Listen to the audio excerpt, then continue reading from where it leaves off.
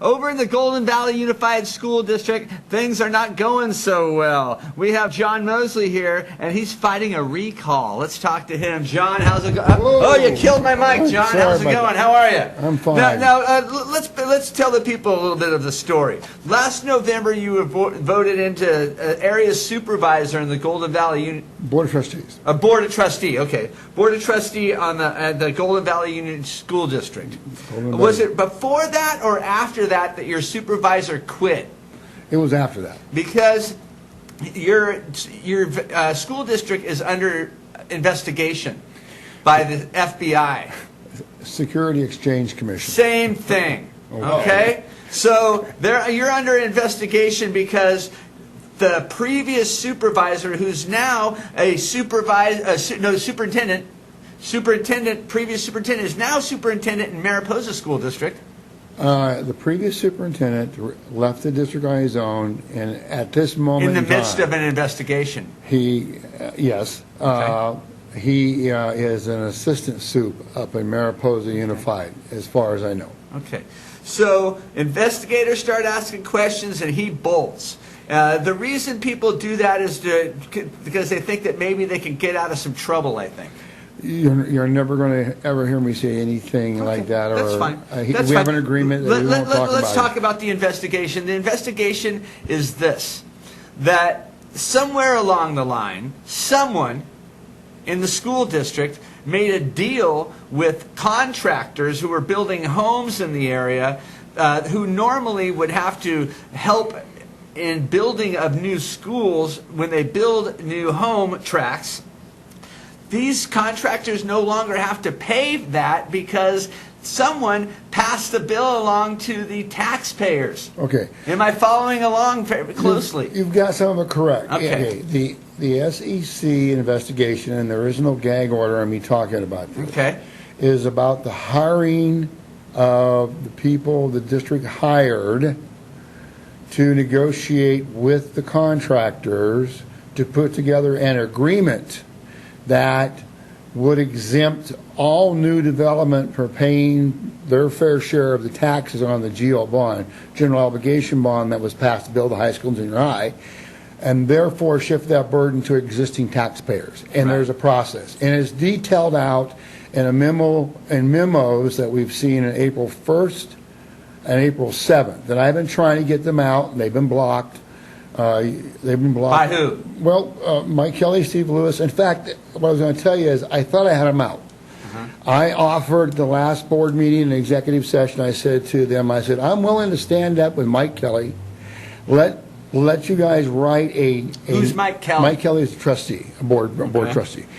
He has your same job. He has my same job. He had said that if there was anything illegal in the memos, he would resign. And I said, let's write something that says non-accusatory, that this was done 8 years ago, times have changed, even though the board hadn't followed up to check on it, that there's problems. The memo say there are. Let's do something non-accusatory, and let's release that memo to every taxpayer. And then we can stand there and take questions from them about the memo and what it says and what it means. Because in one memo, you got them talking to an attorney for the county that's saying that and it says, he thought it was legal and now he's done a 180. Now, in simple English, I used to like Fords, now I've done a 180. You and I both know that means I don't believe that anymore. So in that council in the September 1st starts out by saying, I don't think this is lawful. And secondly, we're going to get lawsuits. We're going to get lawsuits. And from the taxpayers. Taxpayers. And remember, there's a bond involved. So it doesn't take a lot of cognitive thought to figure out who would be the groups of individuals who would sue the district. And well, it's also not very hard, John, to figure out that the contractors and whoever made this deal, these deals are made behind closed doors, John. These kind of deals have cashola going passed across the table, because what's happening is the contractors are saving a lot of money. And they will pay to save that money. I'm not going to accuse anybody of taking cash. I'm not asking you to, John. I'm just telling you what God loves, and that's the truth. Well, Steve Lewis, who's the other trustee, and Mike Kelly both said their goal was to help the developers sell the homes. That's not the goal of the board of trustees. What was their interest in that? Why would they care? Were they on commission? I'm not going to say that. I don't know what their interest was in that. Whether I can only People speculate. don't do it just to be nice. They've never told me. They've never made it clear. They've never told me precisely. We were more concerned about them selling the homes and being able to sell the homes than we were about the current existing taxpayers. The people that are selling the homes to are the ones that are going to be paying for it anyway. And they knew that there were problems with the agreement because they put escape clauses in it. And one of them said, well, if they found out that they could not do the freeze, they called it, which was exempt the new homeowners from paying for the general obligation bond, they would go back to the table to renegotiate with the developers for some other idea. Also, in the I believe it was the April 7th memo, they specifically describe what they call a validation plan. And that's where, as the attorney described it to me, and everybody in the room, you put together an obscure statement like, we're going to look at the future of Lot C 2025-8-8, and you publish it in the paper or you send a memo to every taxpayer in the district, and you wait 60 days. And nobody knows to show up in court and say, I oppose this. You get a judgment that validates it. Well, now that's not going to happen. And one of the reasons why they're really mad at me is I've been talking about this, because I now know there are taxpayers who are going to watch for the Validation Act. They're not mad at you, John. They want to recall you from your job. They want to remove me. I mean, if you want open government, if you want someone to be honest about taxes, and I got children in these schools. This isn't what you really signed on for. You don't want this recall. John. No, this is not. This is what you thought this job was going to be about? I actually ran to get the water turned on for the girls' softball team. And the water fountains. Water fountains for the girls' softball and soccer team in junior high. My adopted daughter was playing those games, and there were no toilets. And I went to the board and I said, there's no toilets, there's no water, it's 100 degrees. You got to walk across the street and use people's houses and so forth. And the reaction from the superintendent at that time and the board members was, literally, they said, so what? This is the guy that's now in Mariposa? Yes, but that wasn't, he lived on his own. So that's what motivated me. I wasn't on the board, I had no control over that. That's what motivated me to run, was water. And here you are in this big old mess. You get voted in November. At what point do you see this discrepancy?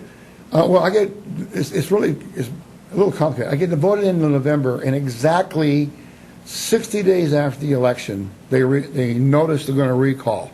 Now, I've only had, I think, 2 board meetings, because at that time they were only meeting once a month. You're like a bull in a china shop, aren't you, John? we hadn't done anything. I got swore in. We've had no training, no discussions on the budget, no discussions on the mitigation agreement, is what they call, and all of a sudden we're the subject of a recall. Carlin Hill, Kathleen Crumpton, and myself. Because we started asking, I in particular started asking questions about the budget. What I do for a living, I'm retired, but I do it for a living, I'm what you call a fact finder. And when a school district or a city or a county says they're broke or they're having labor problems, the state of California appoints me to go in and look at their budget and try to figure out if they are actually broke. And I've done how they got there. I've done Fresno Unified in the last year.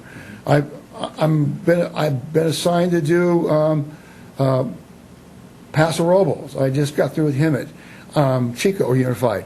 But I found issues inside the budget, and I began asking about them. Is there a chance that some of these people that are mad at you think that they're in on it?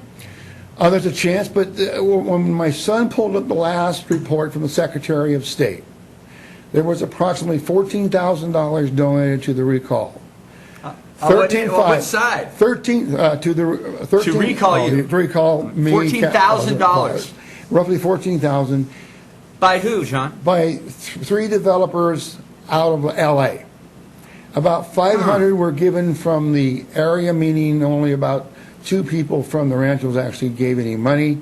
I don't think they gave the other 500. It was a little less than that. There were a couple people from Fresno. This has been funded, motivated, organized from outside of our school district. And Contractor money, huh? developers' money. And when you look at the LLCs, they'll say something like American River Ranch. They match up with anything. That's, yeah, they go down south with developers out of L.A. They match up with any of the names that are in that Yes. old deal. Yes. Really? And if you do recall us, you're going to lose them. You're going to lose those of us who are actually trying to find the truth. And you're going to put back, because the people who are going to replace this are the very people who wrote these agreements, the very people who were in with them, who were working to validate this so they could raise our taxes without going through a vote, the very people who were exempting and giving them credit so they wouldn't pay their fair share of taxes. It was going to raise our property taxes. It still will if it goes in. Now, Mike Kelly and Steve Lewis can say those are only opinions of attorneys and county council. Well, we pay these attorneys to get these opinions because supposedly they understand that the law leads to a certain outcome. What extent are people taking in the ranchos? What are people doing about this? Because I know that I personally, just from having you and Carla Jean Neal on the show, have received phone calls from people in the ranchos that were highly disturbed that I would bring you on television to talk about They're this. very unhappy that this is being exposed. They tore down our signs. They ripped up our yard signs. They vandalized my house. I've said this before. They threatened my daughter.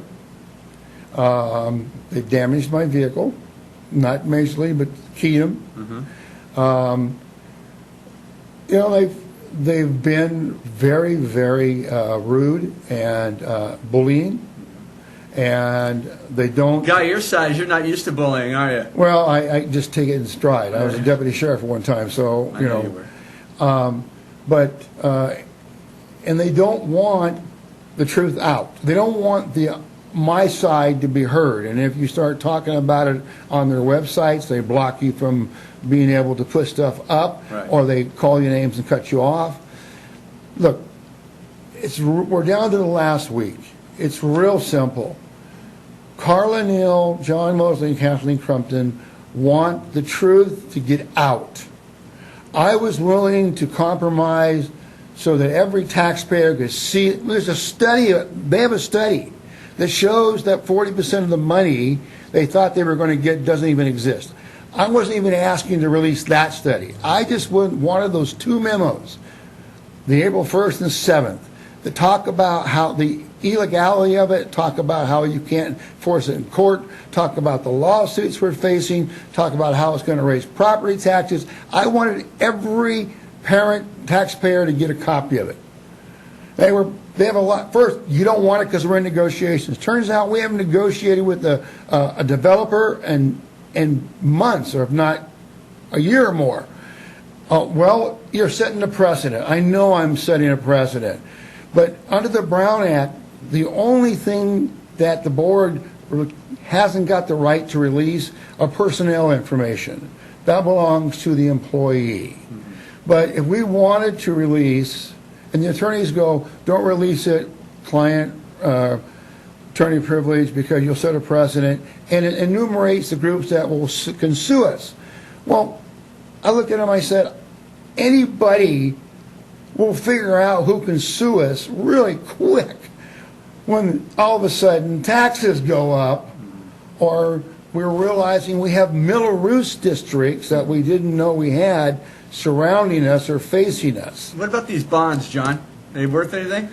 Well, that's part of the problem that's enumerated in the memos. They said we passed a bond worth $70 million using the whole district's assets. That includes the land that is in the new development. Sure. And we told those people who bought the bond, who rated the bond, we meaning the previous boards, and I'm a taxpayer, they're representing me, and we can guarantee that because our assessed value is so good. Our property value is so high. But when you start exempting those people, exempting areas from paying for it, and you shrink it down, now you've got all sorts of questions about the validity of the statements on what is actually backing the bond. I'm trying to be very careful. Are you following me? Yes. It's almost, in fact, I said it. I said, it's almost fraudulent. You're telling somebody, I got an 8 by 11 piece of paper here, and that equals the district, and that guarantees the bond. When the truth is, I know, if not immediately, eventually, I'm only going to be guaranteeing the bond with 5.5 inches of that paper. Are you following So the bond that? isn't worth the $70 million. Well, and I'm sitting there, and my critics go, well, there's a renegotiation clause. Well, even if there is a renegotiation clause, I mean, Doesn't make it worth any more money. yes. And so, Oh, John, look what you've gotten yourself into over here, buddy. and when this interview is done, they're going to go absolutely crazy because they don't want the public to understand, and maybe the public doesn't care, but I think they really do. I think they really want the truth and really want to know that, your taxes are face going up. Hey, you won't say it, I will. Someone's living real fat off this deal, John. If we didn't do any of this stuff and we went back and we were negotiating now, as I had asked months to do, let's just go back and start renegotiations. Mike Kelly and Steve Lewis say, well, the whole thing will be open. Well, I got news for the world. The whole thing's going to open up anyway. We should be renegotiating those provisions we know are, if not illegal, are so iffy. Let's get it done, but we aren't. When's the vote? The vote is September 1st. My birthday. I can only, well, happy birthday. Oh, thank you, I can John. only urge that you please vote no. You'll have if you live in my area, Carla's area, Kathleen, there's a box that says recall John Moseley or recall Kathleen or recall Carla. Mark no and send it in. Poor Carla Jean Neal. Last year she's teaching kindergarten. Look what she's doing. And if you want, I'm very sincere about this. You want truthful, upfront government that you can count on, and honesty. You want to vote this recall down. If you don't, I cannot guarantee you're not going to get the same thing you have now, which is all sorts of obfuscation.